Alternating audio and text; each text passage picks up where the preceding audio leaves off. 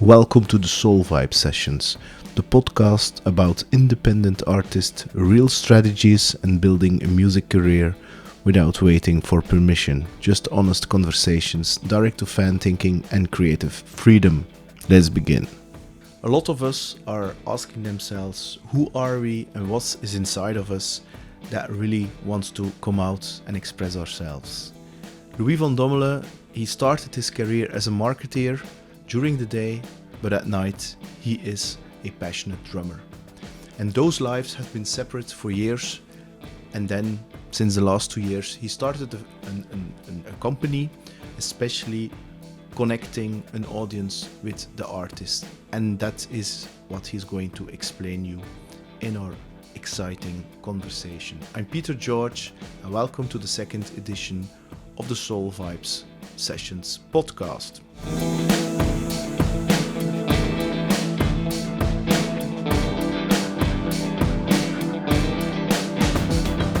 How do you say in English? Is Louis? Louis? How do you pronounce it? It depends on who you have a conversation with. That's funny. Sometimes they come to a call and it's like, "Hi, Louis," and I'm like, "Yeah, it's fine. Just go for Louis." That's and then your last name? What is it? Vandommele? Oh, that's I've heard. VD? They kind of they rate my name. I when I was in Lyon, so I studied in Lyon for a while, and I lived with a guy from London, and he always say Vandommele, that has nothing to do with my name, but it was funny.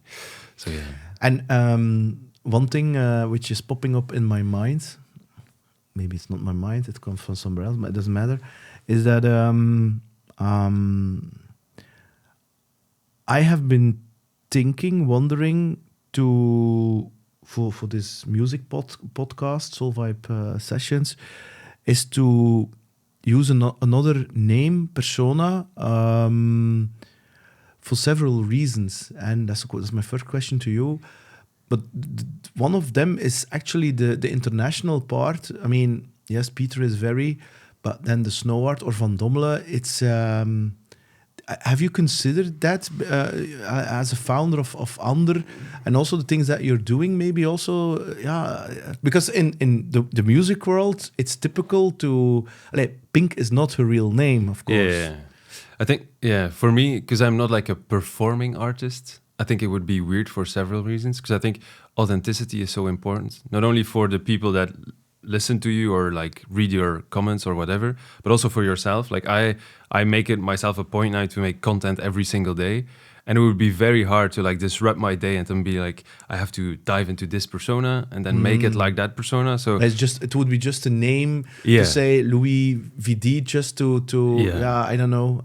It is just a question. Now, we're going to start. We had a conversation with your co-founder Hans, Andr, and we're going. In a little bit, we're going to go deeper into that, what you're doing or offering to the world in the music world. But I want to discuss. Give you the word to talk about a little deeper about some of the posts you've been doing on LinkedIn. I don't know where you also post those things, but is the fact that the performance, and I saw 2 posts, and so the first thing is performance is the intellectual property of the artist, and second is that recording and streaming your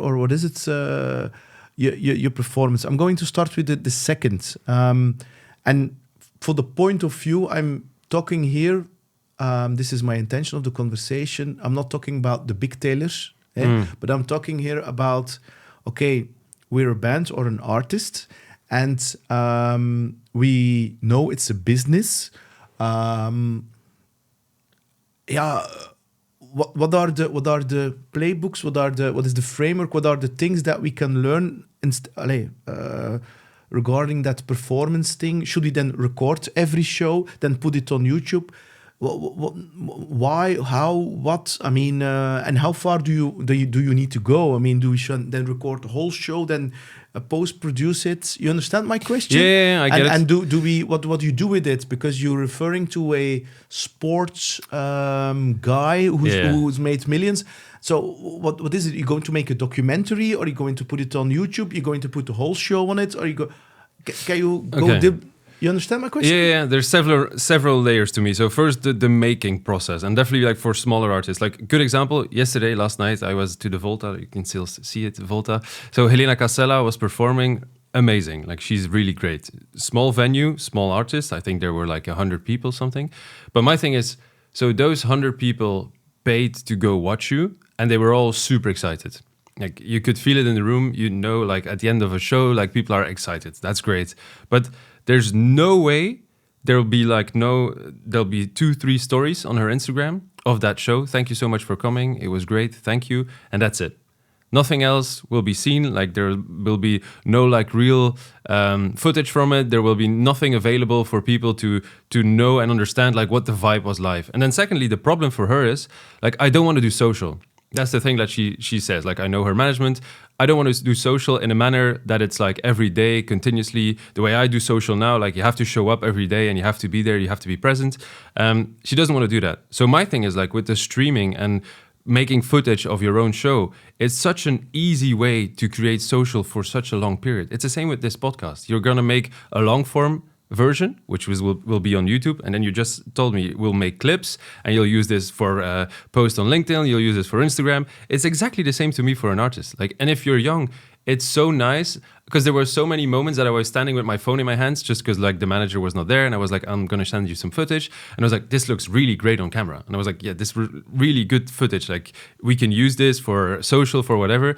And my thing was like, what if we turn it around and every show is built up like this? Like it's a content, like it's content for people to watch it. That's the main reason why you go to a show. Like you want to feel something, you want to be there, you want to be present, but also you want to share it with your friends if you thought it was good. So content is a great way to use it like that. And yeah, and then the more detailed question is, okay, you have the fans, yeah, who are taking videos. At the same time, you when you're there, it's a one-off moment. I mean, I've seen Goose like 6-7 times. I don't know, but the best time was the first time in the Vooruit. It was a corporate gig for Mobistar, and I was invited via a friend who had tickets, and so everybody was standing there with the suits, and I was like, and it was fucking loud, and I was like, whoa. It was a small room, yeah, and it was really intense. But for me, that was the best show. So the thing is, my point is, I cannot explain the vibe of being there, and I cannot capture that on a video, because I always thought that if you take a video of a small caption of the live performance, yeah, and other people see it, they're going to think, yeah, but the sound is not good, because I mean, standing on the position, yeah, the sound can differ, of course.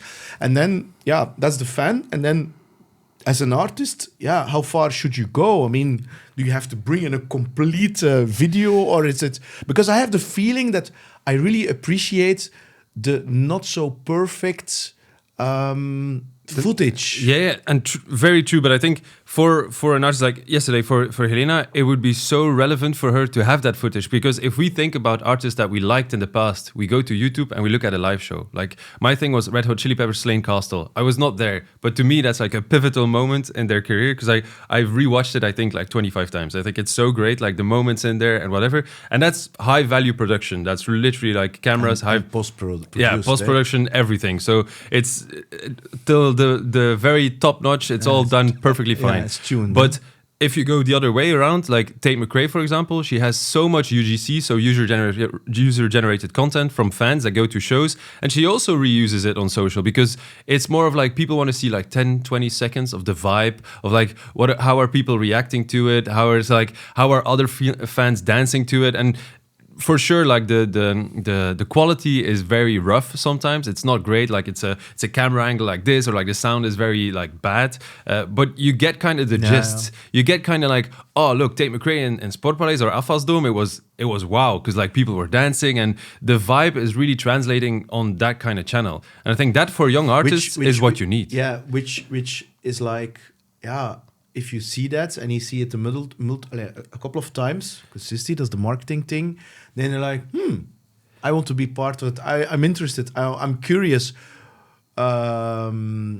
because I heard a podcast and I think it was about, what's his name, James Bay. You know James Bay? Yeah. And I always had this this perception that he's really like, this corny singer-songwriter. But I heard that he's a beast on guitar. He's a real soul blues guitar player. And he does that in his live performance. And then I'm like, So, okay, cool. So, and then, okay, you record that, you have your fans. What do you do? Then you say to your fans on Instagram, send me your footage, or how does it, or repost it like the traditional? I have now a friend, I guess I can call him a friend, Patrick Middleton. He's from Australia, and that's his role. Like, he works for some of the biggest artists in Australia, and he has Dropboxes where he collects all fan footage. And he reuses that fan footage to redistribute on their own social, because he's like going to look like what are the best angle, what is the most fun footage, and he's going to reuse that on social, because it creates such a great distribution channel and such a large volume of content that otherwise you would have to pay for yourself so much. Because it's the same, like, because you say, like, how many times do you need to see it? And then I also think about the radio analogy. Like, if you want to make a hit on radio, they would put you in A rotation 7 times, 10 times, 12 times a week or a day even, and it would be pushed down your throat. Yeah, it is. And we would rely on other people to make us a hit. Now we can do it ourselves. Like, I don't say you have to post 7, 10, 12 times a day. People do that, and definitely Justin Bieber posted, what is it? 75 times in 5 days. So he definitely did that large volume. But for a small artist, it's so hard to do. But not if you get the footage from other people. What do you mean it's so hard to do? Is because the consistency, and usually it's for them like, I don't want to post every day and I have no ideas to post and I don't know, because like I worked with the smaller artists and then they do it for 4 days and then they are like, oh no, I don't want to make another post because I'm not an influencer or whatever. But then I'm like, you just played a show of an hour. Like, if we use that hour and we make 20 pieces of content out of that 1 hour, you already have top of the funnel content that is great for new people to discover you. Yeah, well, because that's the thing. I mean, the thing compared to 20, 30 years ago is that you can do it yourself. I mean, you have a GarageBand or a Logic, you have a Scarlett, and you can record music. There are tracks. At the same time, cutting through the noise and getting yourself heard. Yeah, it's much more difficult. That's where the money needs to go, and also where the pain is. I want to focus a little bit on Patrick from Australia. Of course, we also have an alter ego in the past. What is the business model? I mean, yeah, he asks fans, send me the footage, so they give it for free. Yeah, and then he earns money. How does that work? His role is, he's basically part of the social media team, and his role is to distribute on social. So he's actually a kind of a content creator, and he's just reusing that content. The band pays him to do the distribution on social. So and for the collection, redistribution, re-editing if it's necessary. And then, because you say now they don't get paid, but we see great examples of fans where they would get, like, maybe even like Drake did it. Drake did it where if you had a post on TikTok or Instagram that had more than 1,000 views, you would get paid to post about the Drake show. So that's a great model. So that's possible. That's interesting. And then also what he would say is, like, we give them discounts on merch, we give them discounts on the next show. So a fan really wants to do that, because if you're a fan and the artist you're looking up to is reusing your content, that's already a plus. But then you also get a discount to merch or whatever. Which is the complete opposite of ECDC and the Eagles. If you put something online of those two bands, they'll get it down. They'll sue you. Yeah. That's for copyright things, and there's a huge thing going on online that when you even play a cover or want to teach people how to play that song, and they're going to take it down. And I'm like, you understand that you are infusing a new generation with that old music from the 70s. They are your new fans, and they're going to listen to your... If you would do that with a modern artist, you would get cancelled. Is it? Oh, for sure. If that was the start of your career and you'd be like, everybody that wants to reuse my music and just play covers, and you take it down, the blogs would kill you. I think, yeah. You can only do that if you're the level of an AC/DC. And even then, I don't think people are very much appreciative of that. Like, I like the music, but but I'm against that. And this is not the case. I'm not saying you have to give away the music for free. I'm not saying that. I mean, but you have to be business, and it's about the fans, because without fans, there's no music, and there's no music business for sure. Because everybody can play in their garage. From the moment you open the garage, then you need fans to move forward.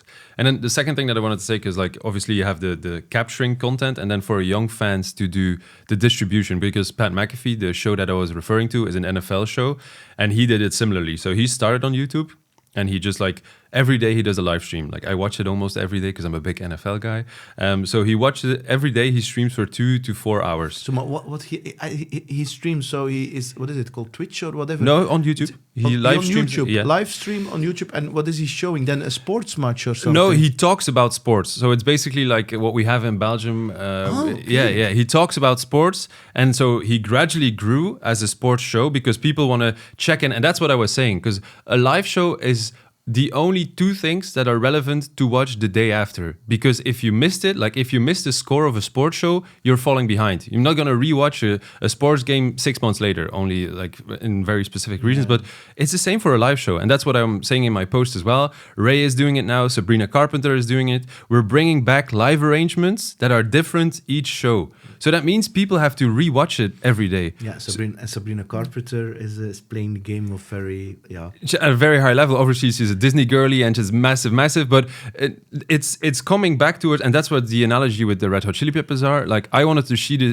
the show the day after because I wanted to know, like, what are the jams that they did, like what are the specific like new things that they would never do. What's the arrangement of Danny California this time? And there's such a relevancy to watch it the day after, and I think that's such a high value thing because, and that's where I wanted to go to, it's a high value thing for traditional media channels because Pat McAfee got licensed to ESPN, which is a traditional media channel, which is just traditional television, and they license it. The first 2 hours they license, and that's where they paid for.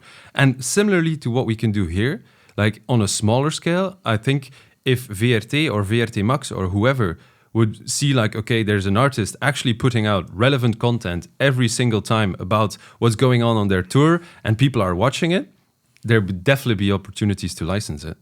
Yeah, Hans mentioned, and I also remember it vividly, is that 20 years ago, I believe, around 2000, I mean, the only show you could see on television was Ping Pong. Yeah, the Ping Pong one. Yeah, so all the rest... Nowadays, it's really typical Werther or whatever, but that was really, I wanted to see the choice or case choice and Skunk and Nancy play and really, it's really something different to hear a record than an artist play and be a little part of the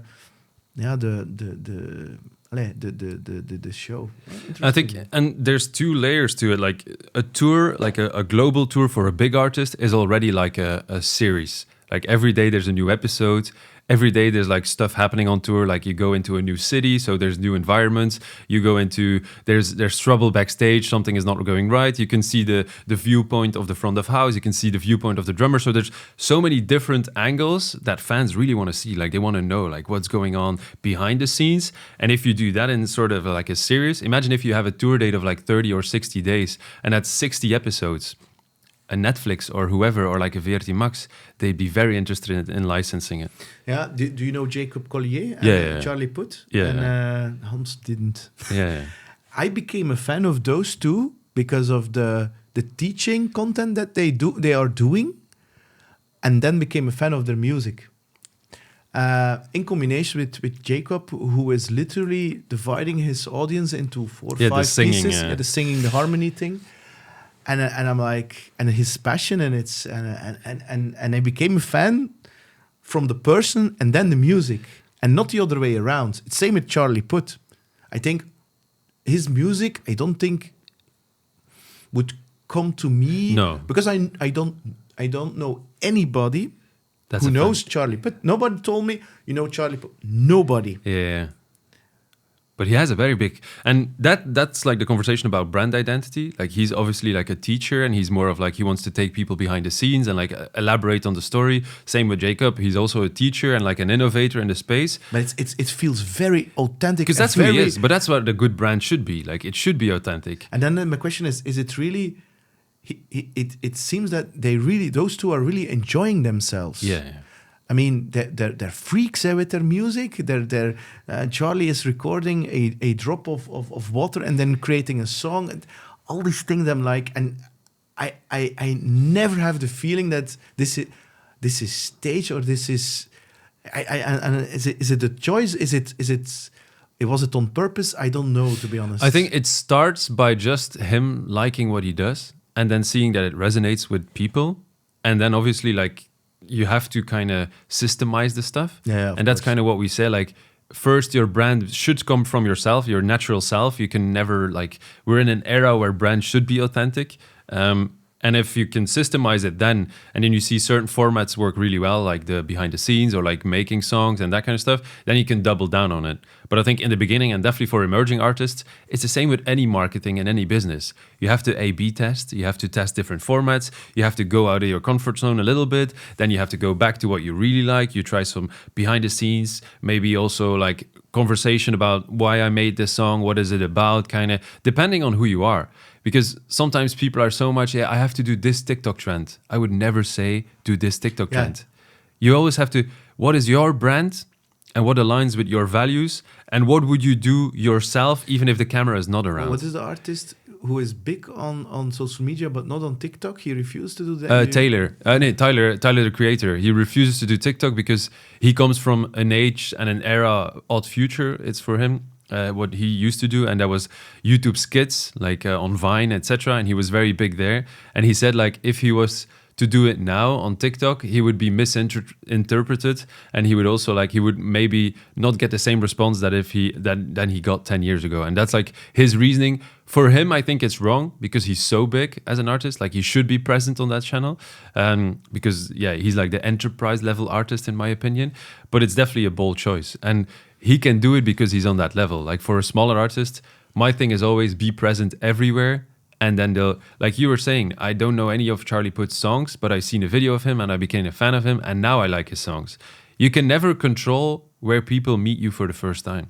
I always think the same thing. Like if you ask somebody like, I manage this band or I work with this artist, and then you tell them, look them up.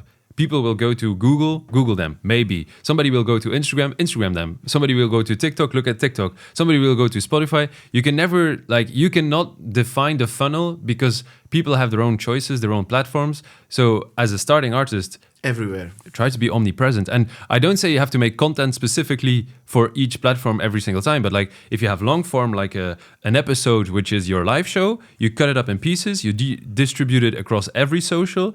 My thing is always like one eyeball can become like 20 eyeballs, and 20 eyeballs, that's already a lot of people, right? Do you think it is important as an emerging? I mean, the artist you saw last night, is she Belgian? Because I don't know. Yeah, she's really good. Yeah, she's Belgian. She's Belgian Brazilian. Maybe another guest. And she speaks Dutch with her audience or English? English. Between the songs, English. Okay.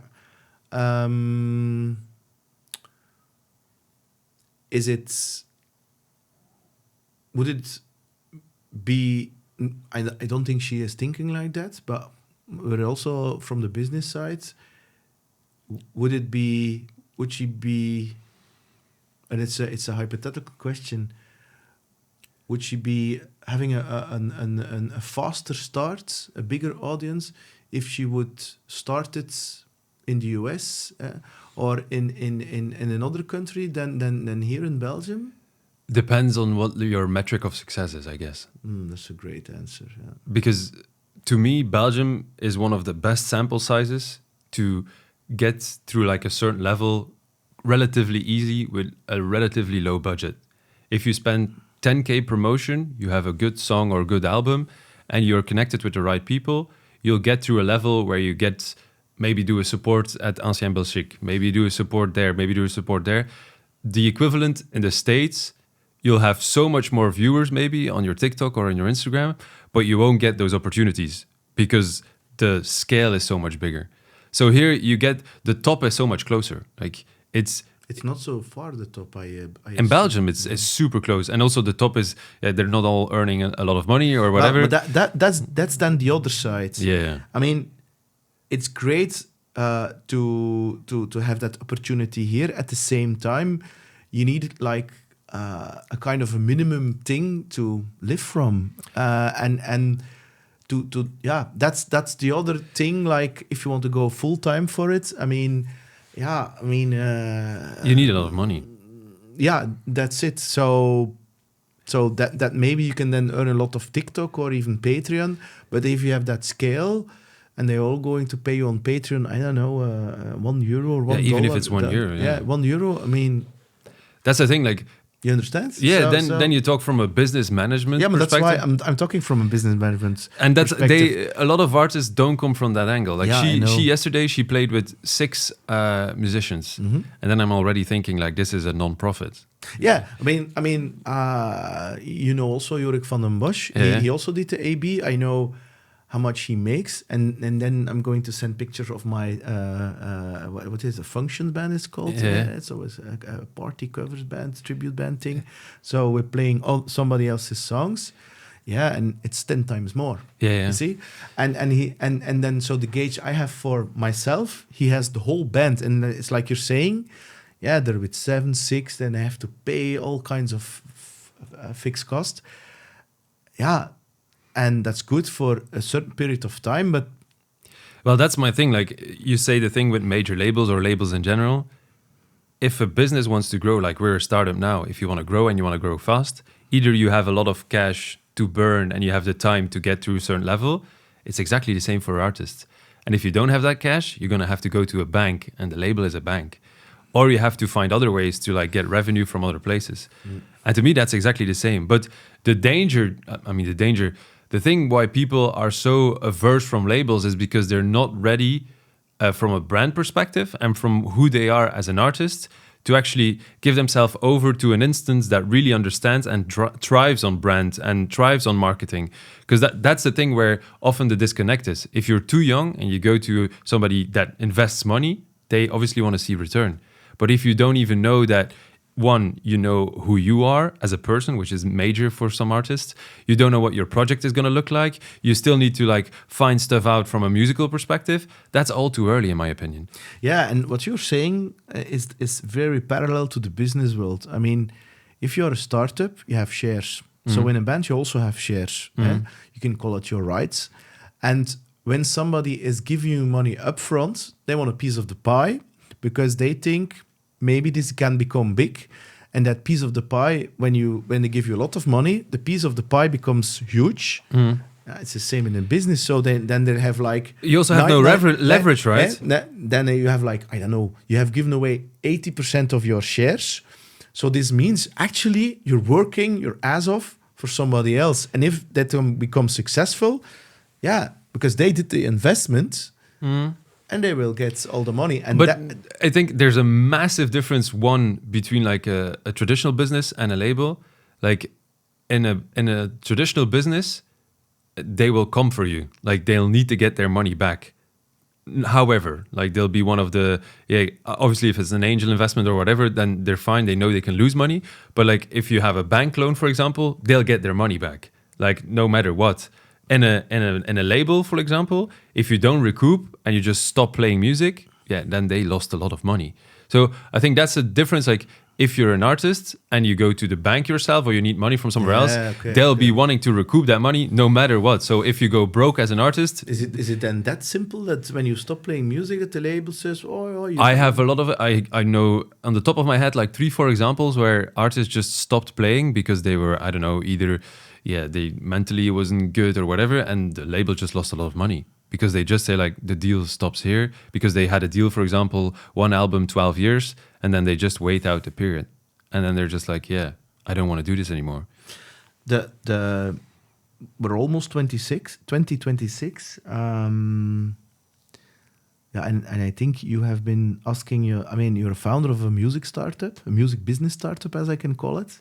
It's a rather new category, I would call it. I mean, there are already a couple of them. Very general question. The fact that back in the days, I mean, there were not a lot of alternative to spend the kids their money on. You had to go to the Billboard or the Fnac or whatever to buy a record. And then the money was gone. Now it's clothes and iPhones and games and things like that. So you're fighting a little bit for how also the Spotify changed Spotify Pirate Bay actually disrupted and LimeWire, and I don't know, you know LimeWire? Yeah, I use Lime. Okay. So it disrupted the music industry a lot, which I personally think it's good, because that's the way the world works. How? What's your? Is it still also the AI thing? What's your take on music in the coming years? Is it still and second? Is it still worthwhile to become an artist, to choose for an artist, or just play music in your backyard with some friends? Do you have a take on that? Yeah, I think I'm always very positive Of course. if you look at the future, but in any sense, like I think there's a lot of negativity around like new developments and new technology, and I think that's the wrong approach in my opinion, because that's also how I want to be in life, like just be positive about new things. That's the first thing, but it's never been easier as an artist to release. That's correct. It's never been easier as an artist to get your product out there in the world. Like you need an iPhone, everybody has an iPhone, and everybody can literally like upload on YouTube, upload on Spotify. And use DistroKid, and it's on Spotify. Use whatever they want. So that has never been easier. Also, we live in a time where authenticity sells. So for the first time, you can be yourself.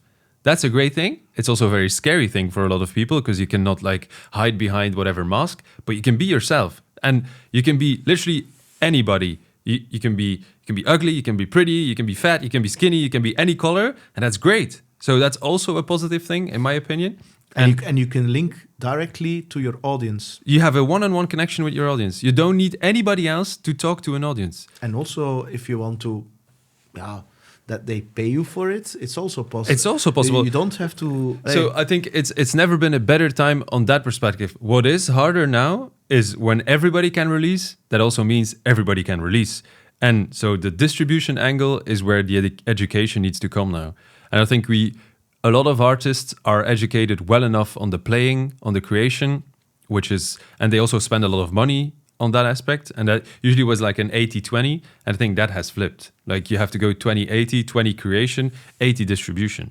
And I think the people that are winning now as an artist are much more aware in the first sense of like the distribution part, that is the key to success, and are also like wanting to learn more about the distribution part, because for a long time, marketing has such a negative connotation as an artist, which is crazy, because marketing to me is being very creative. It's a creative way of showing yourself to the world, which is also creative. You're a creative, like you're an artist, you should be creative. So do you really think Rage Against the Machine hasn't become popular by not using marketing? Exactly. So I think it's been from every day. So my thing is like for the future of music, I think obviously distribution is the key, but it has never been easier. And what we will see is a lot more emerging talent from emerging markets. That is what I already see. Emerging markets like China markets, and Turkey and we've seen the K-pop has taken our like Western whatever by storm, but now even more so. We've seen Tyla is South Africa, then Burna Boy is Nigeria, then you see Thames is also Nigeria. They are massive artists, but they had to move to the US to become like big stars because they wouldn't get paid. I think we'll get to a place now where people can actually be from Uganda, can be from wherever in Africa, but also be from the Philippines, be from emerging markets, emerging scenes, and become really global stars because they'll want to put in the work. Because that's also a thing. Like in Belgium, a lot of the artists, they just don't want to put in the work, and that's hard to say. But like, what do you mean put in the work? Put in the work of marketing, or just putting the work, doing whatever it takes? Whatever it takes. Like show up every day. If you want to make this is a business. So if you do a business, you show up every day. And that's the thing I always say. Like, you want to be a musician? Okay, fine. Everybody in the streets wants to be a musician. Nobody wants to be an SAP consultant, right? So there's nobody that's 5 years old and says like, oh, mommy, daddy, I want to be an SAP consultant. That doesn't happen. That doesn't happen. But we need a lot more SAP consultants than we need musicians. And the thing is, like, if the composition is so global and the product is also so mainstream, it's a commodity like music, you can hear it everywhere, then the person that's going to work the hardest and they don't have like a Thursday morning where I don't feel like it. No. People that are having a hard time already and they really want to get there, they'll just show up every day. I think that's also a massive difference for the next 5 years of music. But it's never been easier to teach yourself an instrument with YouTube. Find good teachers, great schools in Europe. I mean, in Belgium, you had the jazz studio, and that was it. Now you can study pop music in Ghent. Anything. I mean, and there you find a network. That's a lot of people forget about it. It's really about, it's the same principle in business. It's about knowing people and having connections, or creating connections. And yeah, I mean, and there you see a lot of people focusing on the technicality of their instrument, whereas in real life, I think they only would need 10 or 20% of their technique to play music, combination with the fact that, and it's about authenticity, and authenticity is for me it's emotion. So it's really about putting your heart, soul into that music so that other people can feel it, because the 30 notes are for everybody the same.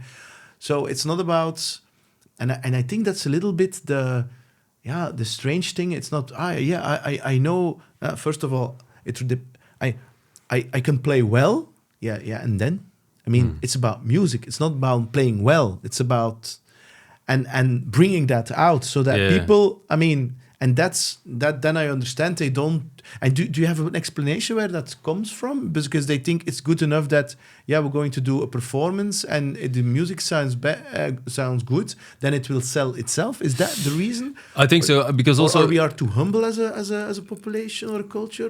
There's a lot of like sneaky arrogance in a lot of people as well, like that. But it used to be like your single, your album was the end product.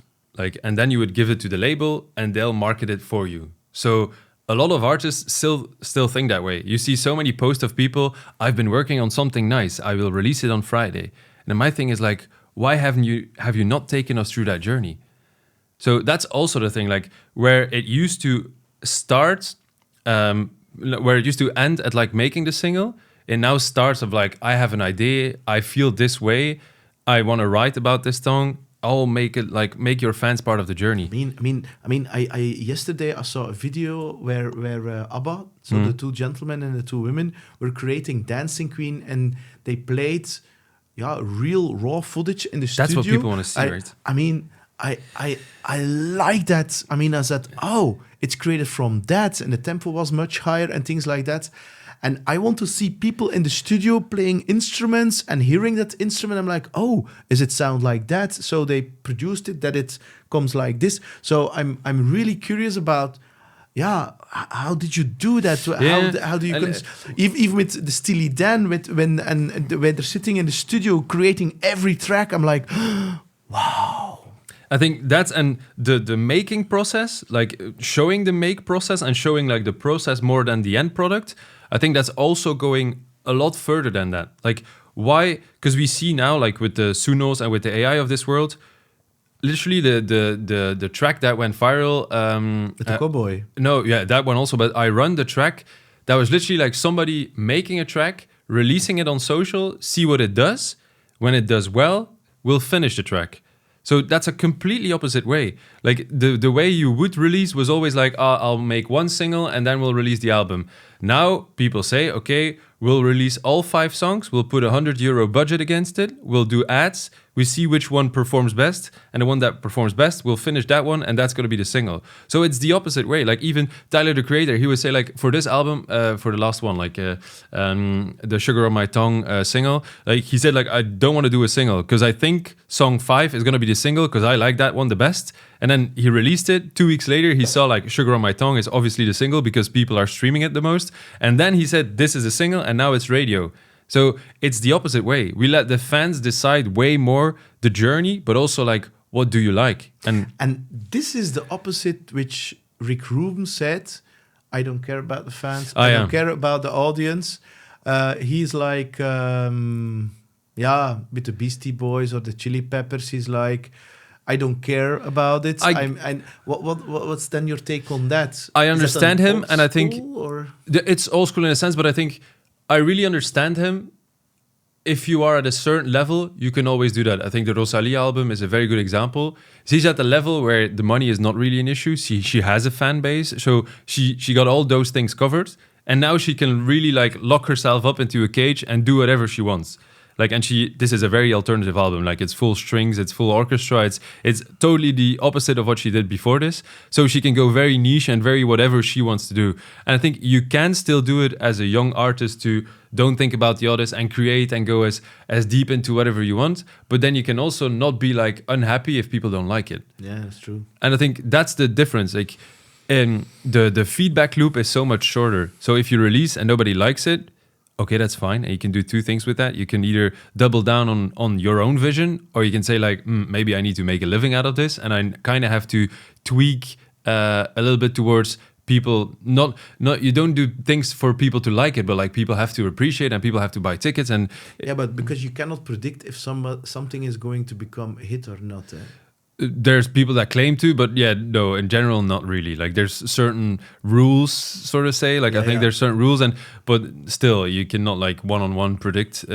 It used to be way more easier to make hits, and they would make hits, and that's something else. Like if you Max, what's his name? Max, the producer, Max Martin. Yeah, I don't know. No, he's the guy behind.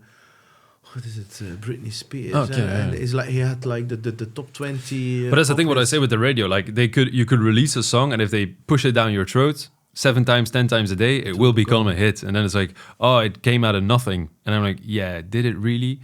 And those tactics are still being used by major labels on a very, very large scale.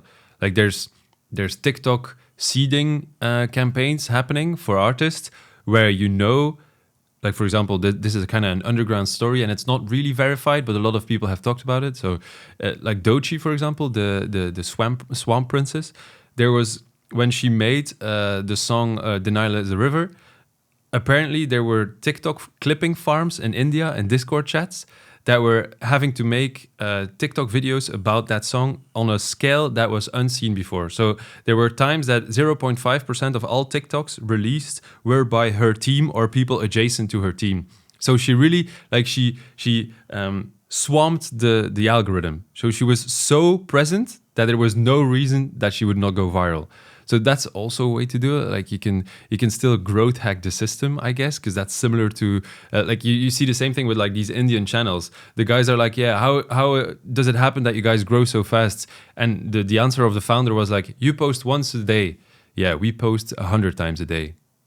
Like you cannot compete with our volume. And that's obviously I'm not a very huge fan of that way of thinking, because then what is like you marginalize the music and whatever, but it is happening in music as well, like the growth hacking on that level. And that's the same, like it used to be who has the biggest budget, because like Dua Lipa, I think it's an $80 million budget a year to like boost her albums and boost her streams or whatever, and then they still say she came out of nowhere, but that's never the case.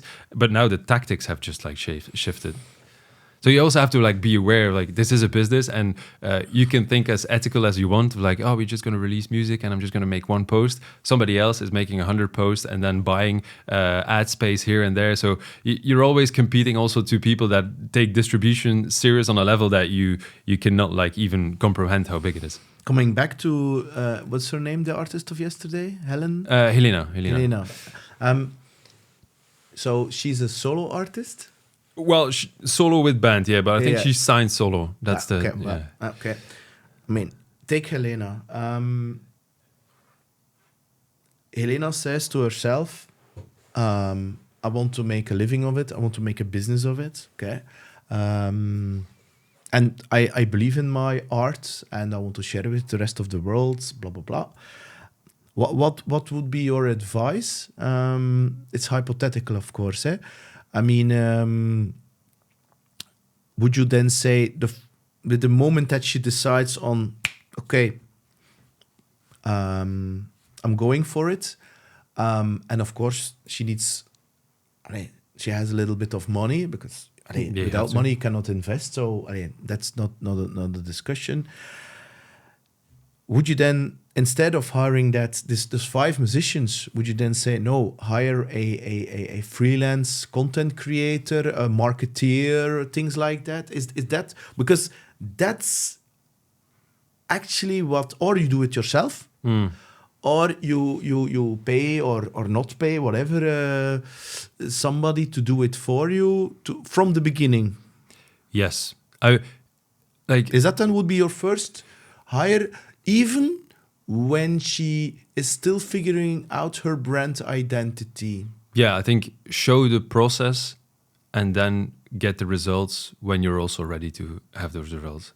And that's the vulnerability part, because of show and the people process. will like it. People will like it a lot because for her specifically, on her case, she's so talented. So literally, like I was there with a friend of mine, and she's not traditionally somebody that goes to a lot of shows, definitely not small scale shows like that. And I said, you'll hear her sing and you'll understand it. So she has that level of talent, which is something that you don't see very often. I've known her, like I don't know her personally, but I've known her singing for the last 10 years. And it was the first time on a jam or something, and she started singing and I was like, yeah, I get it. And it's the same for everybody. So my thing is like, how can we amplify that moment across all channels? And if we can do that, then you'll win. Then she'll win. But obviously she needs the infrastructure to get to a certain level, which is, for me, data capture is a very big thing, because she didn't do any of that yesterday, for example. Like there was no data capture on like the signups. Like she has no idea who came to her show now, so she cannot retarget them. She can also not send a personal message like, thank you for showing up, I played there and there and there in the future. So she has no data of her fans. Wait. And then we're coming into the last chapter of our conversation, the Andr platform. Okay, she's playing in a venue. People bought a ticket online, I assume? Yeah. Okay. They bought a ticket, so in order to buy the ticket, and that was via the venue that you could buy a ticket? Yeah, or, I was on the guest list, but I think, it was on the whatever. promoter or venue. Yeah. So they captured the email addresses. Mm-hmm. Can she then ask to the venue or whomever selling the tickets, I want the email addresses of everybody who's paying a ticket? That's what you're saying, actually. Afterwards, no. But she should be aware of it beforehand. And I think as a small artist, a young artist, it should be in your contracts that you made with any promoter, any venue or any label, that the moment you do signups for pre-save of an album, you do signups for selling tickets to a show. A sign-up is really about leaving an email address. That's what you're Yeah. Okay, so it's like if you go to the link tree, you say pre-save my song, and then you'll have to like opt in. Like everybody's used to pressing cookies. Like the opt-in is obviously going to somewhere. But now, if it's for music, the opt-in will go to the label. If it's for live, the opt-in will go to the booker and the promoter. And who gets hanging? Like the artist in the middle, because she's not aware of it. You have to own your data. You have to own your data. And I don't say that we are not going to work together with the promoter and the label to make it bigger, like and find new audiences. But she has to be able to use that data to market other stuff. Okay, but then coming back, then she should ask upfront. Yeah, it has to be in the contract. When booking, you said, okay, in the contract, all the email addresses, who the people who are buying the tickets, I need them. And then afterwards, or even in the beginning, before the show, thanks for blah, blah, blah. Yeah, and there's platforms now. There's platforms like Lalo, Co-Brand, Rivet. Those are like direct-to-fan platforms. So what they do is similar, but not only on the email side. They also do it on like Co-Brand, for example. You can use it on WhatsApp. So like Fred again is a good example. He uses Co-Brand, and he will send a WhatsApp text to you personally if you can buy tickets to his show in Brussels, for example. So there's so many platforms now in this space. And so he because I don't know that platform, so he puts on, for instance, Instagram, hey, I'm coming to Brussels. if you go to that Linko brand /Fred again, if you leave your number behind, I'm going to... The message was literally like, so he does 10 cities in 10 weeks. That was his goal. And then he said, it's Brussels. And then he said an Instagram story, leave your number behind and I'll text you when you can buy tickets. And so you leave your number behind because everybody wants to go to his show. And then I got a WhatsApp message from Fred again, like, this is your code for the pre-sale of the tickets. That's how modern artists win. Like, own your data, understand your audience, and then use those tactics to build it out and continue to like have a direct relationship between fans and yourself. Are there already a lot of marketing? I don't want to use the name GTM because nobody knows that in music. Are there a lot of marketeers, growth hackers already active in that space? Also in Belgium to supporting artists? In the space, no. In Belgium, in the space, yes. In Belgium, no. So Europe? Yeah, Europe for sure. Yeah, definitely. Like OpenStage is the software, is UK software. Then you have like Fan Circles, it's also UK software. So there's a lot of these platforms happening. Obviously, they start with the guys that have the money for it, right? So they work with Mumford & Sons, they work with Paul McCartney, they work with Elton John, they work that level of artists. Like Fred again is that level of artist, but it's gonna trickle down to the smaller level of artists. And I think as an artist is be aware of those platforms because they're not that expensive. That's also a thing. Like a Lalo, I think it starts from like 19 euros a month or something. That's not gonna break the bank if you're a starting artist. And you literally build out your fan CRM. Like your customer relationship management. And that's where we go to. It's e-commerce, right? Like it's e-commerce. You just have multiple selling points. You can sell tickets, you can sell albums, you can sell merchandise, or you can sell streams. Like it depends on what you want to sell.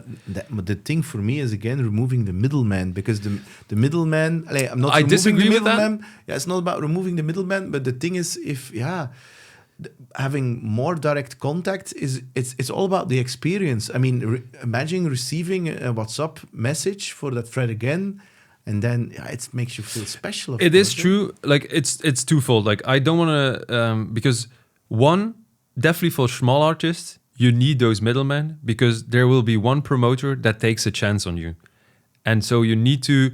One, he takes a chance, so he has the risk, he has the monetary risk of putting you in his venue, and you might not sell out, and he might lose a lot of money. So if you then, the next time you come back and you have the fans and you say like, I don't need them anymore, that's not, to me, how you build lasting relationships. I mean, I'm going to put it other words. So what you're saying is that, and I agree with that, I think that's the old school way, is that you have a booker, they book you, and they do their standard stuff in promoting you. And then you are very reactive and waiting if it's going to be a success or not. Whereas today, you can be part of your own success by doing... And I think there's good... Because we have clients that do it really well and they really cut out the middleman. Like we have a client in the Netherlands and they are doing global expansion now. So in Europe expansion. And in the Netherlands, they have all the fan data. They sold out 20 venues just with their own fan data. So they released it on the email list that they have, like we'll play in this show in this venue, and literally 20 shows sold out. So they don't need a promoter for that country anymore. But they do need promoters to do that in Poland, to do that in France. And they want to gradually evolve to like a collaboration where it's like, okay, the first 3 years I need you guys to like sell it out. But then from the year 4, I don't need you anymore. I can do it directly with the venue. So indeed, the promoter role, and we had a lot of we had actually have a lot of like conversations with promoters that are very afraid of like how is this going to evolve. But I think in the first manner, because I'm not a disruptor in a sense like everything has changed now, because the landscape is the landscape, and it's still the landscape. So you need those promoters to take a gamble first. At the same time, if the musician is challenged of reinventing themselves. It's the same for a promoter, promoter and record companies. That's what I wanted to say still about Helena. Like, if I wanted to grow, first, like content, own your data and infrastructure. But thirdly, definitely for her genre, she's in jazz. If you're an emerging artist in a small market like Belgium, if you have a stamp of approval of certain traditional players, you'll still get very far. And what I mean by that is like, if she gets the stamp of approval of like a 4 out of 5 stars in the Morgen, how much I hate it that that's still the case, it will get her places. If she gets played on Radio 1, it will get her places. And she will have to do so much herself and waste a lot of money instead of like maybe hiring the right PR person, paying that person 2,000, 3,000 euros, and get those signings and get those like validation from those people. And I think you're buying a network. Yeah, and it's kind of you buy validation from a gatekeeper, which is, to me, I'm not a big fan of that, because that's how it used to be done. But I think for her, if it was her management, make sure that you have the new way of doing business, like own your data, understand the markets, do content really well, but also don't neglect what is already there, because those people are still the people that own the venues. Those people are still the people that are going to decide whether you're going to play a major festival, yes or no. So you have to live in the times that are, and not like, you cannot disrupt that much, definitely in the genre that she is, because she's jazz, so she still needs like a validation stamp of like certain people, definitely in a small market. So I mean, Andr, that's the name of your company? Andr. So I assume that you were talking about those other platforms, so you're going to integrate with those platforms, with that, whatever platform, are you going to get all the data out and normalize it, so you have like a kind of a dashboard of all those sources to get a complete overview, and the goal is to then define actions on a countries or a fan base expanding. Is that the plan of the platform? Or so exactly what you're saying. So very good. We want to give clarity to artist teams. That's our base. Speed and clarity to artist teams. What is an artist team? It's the artist manager, but it's also the label and the promoter. All of those people should work together to grow the artist. And do you sell to the artist or to the? We have different starting points. Now we have major labels that work with us. We have international artist teams that work with us. We even have like direct artists that want to work with us. So that's the cool thing, because they all want to see the same thing. And that's what we sell. We sell a platform in which they all can access the same data and see a total picture of the data, because now it's so much in silos. We hear stories about like one artist and his label is pushing his music in Amsterdam, for example, for the new single release. But then his booker is pushing a show in Germany, but that's on the same channel of the artist. So we're doing go-to-market efforts in total different directions, with budgets fighting each other on ads, etc. And that doesn't make sense. So that's how it's currently being done, and very much in silos in music. And so we want to bring everybody together and basically say like, okay, this is what the data is showing you. And this is like the next step that would be relevant based on the brand of the artist, but also based on the goal of the artist. So those things is what we bring together. And I think it's also interesting to notice, because indeed direct to fan is one layer, because data to me in an artist setting has three layers. So one, you have the bottom of the funnel, which is where we do conversion, which is a customer or a fan, as we call them in music, is somebody that bought a ticket, bought merchandise, that we have de-anonymized data from. What do I mean by that? Actual phone number, name, last name, maybe email address, actual fan CRM data. Mm-hmm. That's the bottom of the funnel. The second layer is the layer which is like engagement layer, is people that follow you actively. But did not buy anything or consistently. Yeah, but also you don't have the actual de-anonymized data. You have anonymous data, you have metadata, you have like age, maybe location, you have that kind of stuff. Because they visit your website or landing page. And then the third layer is the discovery data. That's to me like, who did we reach in total? And that's Spotify playlisting, radio, PR. But you have like kind of, the totality of people you reached, but you don't have a lot of like one-to-one relationships. So, and those are the three layers that we put in Andr. And it's about getting people from the discovery layer into the next phase. Exactly. So we build it like a funnel. We want to, it's exactly go to market, and it's nothing different. Music is e-commerce. Like it's the same business model, because it's a one-to-many and it's a D2C channel. So the only difference is that e-commerce means electronic commerce, I believe. No, is it? Yeah. Whereas what you're doing is emotion commerce. Okay, that's very nice. Yeah, true. But it's true. I like it. But we see it also, like we see the artist that I was mentioning in the Netherlands, he hired somebody who did go-to-market for e-commerce companies.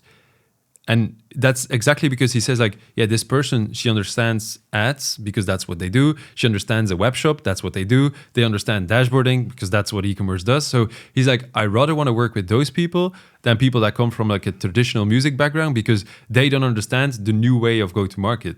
And so that shift is really happening. So those major labels also have to get educated on the way of working. And they're gradually getting there, but it's a step-per-step thing, of course. And it's you, Hans, and Bram, eh? Yeah, and we have a fourth person, but I cannot say who that is already.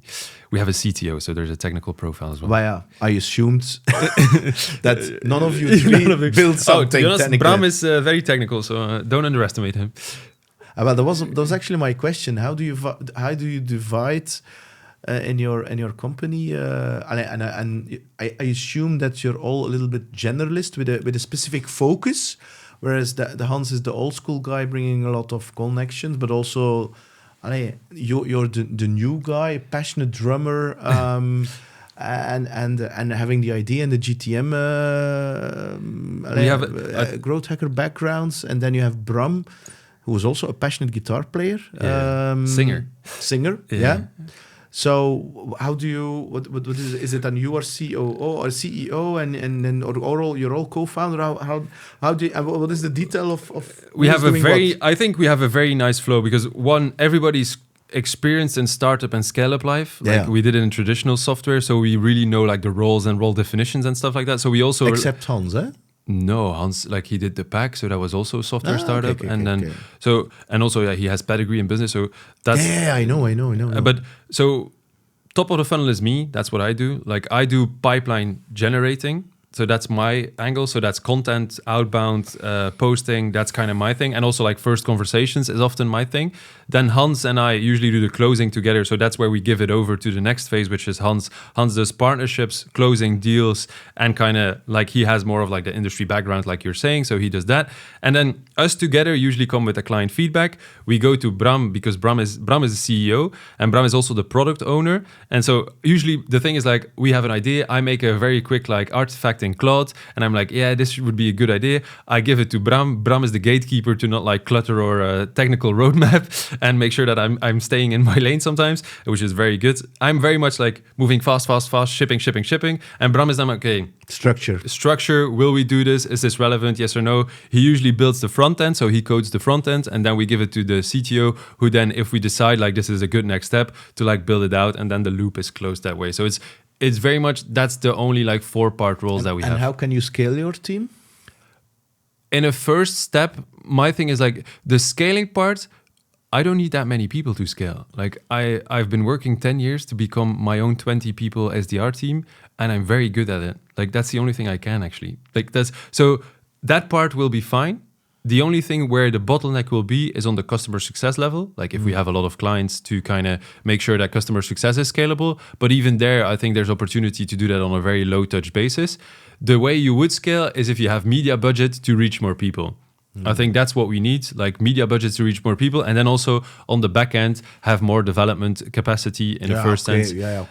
But for scaling GTM, I think we're fine in this matter, because also the GTM approach is very much B2B2C, in a sense like we approach major labels. We start a pilot with a major label for 5 artists, for example. If it's successful, they'll implement it to 60 artists. And then that's the Belgian branch of that major label. Okay, let us introduce it to the UK tab of this. And that way, like the land and expand in music is very nice, because there's so many ways you can come into a space, and also like the network of people is very nice. And like before you know it, you have connections with like a very international gatekeepers of major labels, and they're all like intertwined.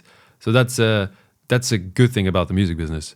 And I think that's something like traditional VC and also like people in business, they are like, yeah, music, but yeah, it's a tricky world, and indeed it is a tricky world. But it's also very interconnected. And if you have a good value proposition and they really like it, they will present you to their whatever, like other countries or other team members. So there's a lot of opportunity. Yeah, because there's a lot at stake also. Eh? So because there is nothing fixed, I would say, except a couple of major players, which are also being disrupted, of course. Eh? But thing, like if you say our place, if I have to explain it to like traditional people in business, we're vertical SaaS. which is what we are. And then music is in a place now where we are professionalizing the infrastructure. So we have a lot of direct to fan, which is CRM. If you're a business, you need dashboarding and CRM. That's a good business. Obviously, finance and whatever. You're not a CRM. You're an FRM. We're the dashboard. Fan relation. We're the dashboards. They are the CRM, and so that's like the part that really needs to focus on. And that's the cool thing, because those fan tools, they come to us as well, because they say like, oh, we get very good results, but then the artist is asking us like, but how does the picture look like in France, for example? And we don't have that data because we only have like the fans that are available. And then we say, let me show you how France looks like from a social, a streaming, a radio perspective, maybe even from a live perspective. And it really can like structure the flow of like building that funnel out. So I feel like we're in a good position. Obviously, I have to say that, but like I'm actually like very excited to do what we're doing. The second time we were talking on a podcast, and the first time was great, but this time it really comes from very deep from within you. Yeah, it's so funny. We had conversations with VC, and one of the guys gave feedback. I don't think the team is passionate enough about the subject. Huh? And yeah, exactly my reaction. So I was like, yeah, that's not the type of person we want to work with, because he obviously doesn't get like, I've never heard that. Like I'm so passionate about this. It's unbelievable. Like if you tell people, I never had the sense like working in a startup that late at night I'd be still going to HR meetups or whatever. Like that was never my thing. I never felt that. Like I didn't really like that. But now like on Monday I went to ACM Belgique to a show because one of our clients is actually having an artist that played there. Yesterday I got invited to go to Helena. Like I was like, yes, I definitely want to go. Like on Saturday I go to another show. Like I love this industry so much. Like and definitely it's funny because the podcast was like a half year ago or something, not that long ago. And how much has changed now. And if you would have told me back then, this is where you're going to be, I'd be over the moon. So I have to be over the moon as well. This is the same for me, by the way. That's good. That it was not planned or whatever. So it's exactly the same. And that's the thing actually I learned the last 6 months, 9 months, is that I cannot predict anymore within 6 months where I'm going to be. And it doesn't matter either. And the only thing which is a very good indicator, and it sounds very corny, but for me it works, does it sparks my joy and passion. It really, can I feel it in every bone of my body?